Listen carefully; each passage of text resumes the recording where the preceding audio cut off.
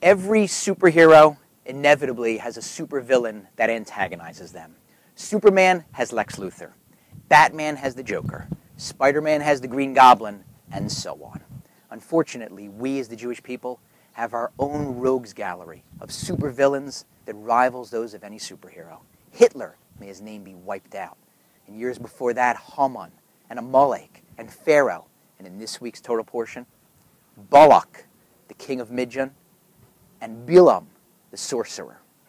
So we're in Numbers chapter 24, before and after, and Bilam extorts an exorbitant sum for his services, and Balak hires him to go curse the Jewish people.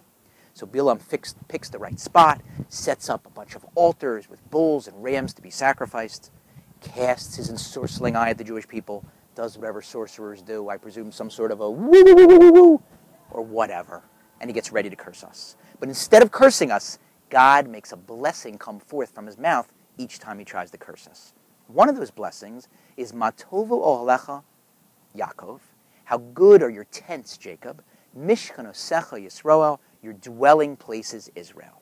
And those of us who go to synagogue every morning recognize that phrase because it's the first line in the first prayer that we say every morning. Why?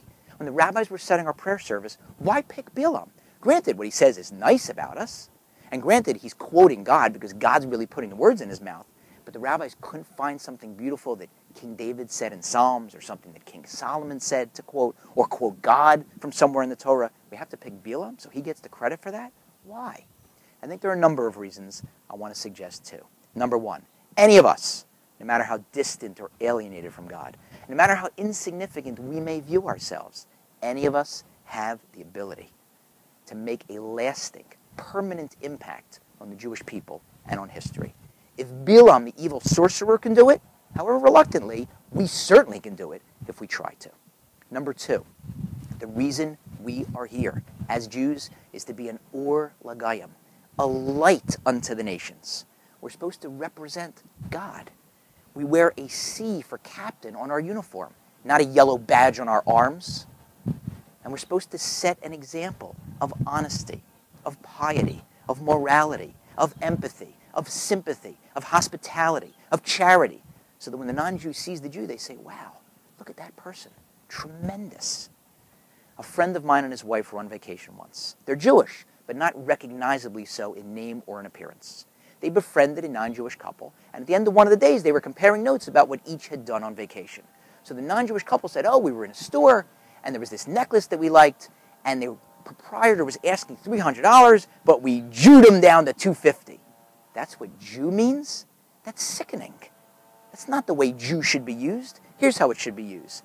Businessman or woman goes out on a business lunch, takes a bunch of clients out, comes home that night and says to his or her spouse, you know, I had an interesting thing happen today. I went out to lunch with a bunch of clients to an expensive restaurant. We ordered a bottle of wine, $200 bottle of wine, and when I looked at the bill, the waiter didn't charge us. And I said to myself, you know what, I don't have to say anything. You know, that's his problem, not my problem. But then I said, you know, I can't do that because I have to go back to work. And when I go back to work, I'm going to see Schwartz, my Jewish colleague. And I know he's so honest, he would never do something like that. So instead, I decided to Jew the right thing and tell the waiter about the missing charge. That's how the non-Jewish world should use the word or the verb Jew. Not to mean to ruthlessly haggle or to be cheap, but to be honest, to be upright, to be moral, to be pious. That's our job, to live up to that captain's C on our uniform, to lead by example, and to be a light unto the nations.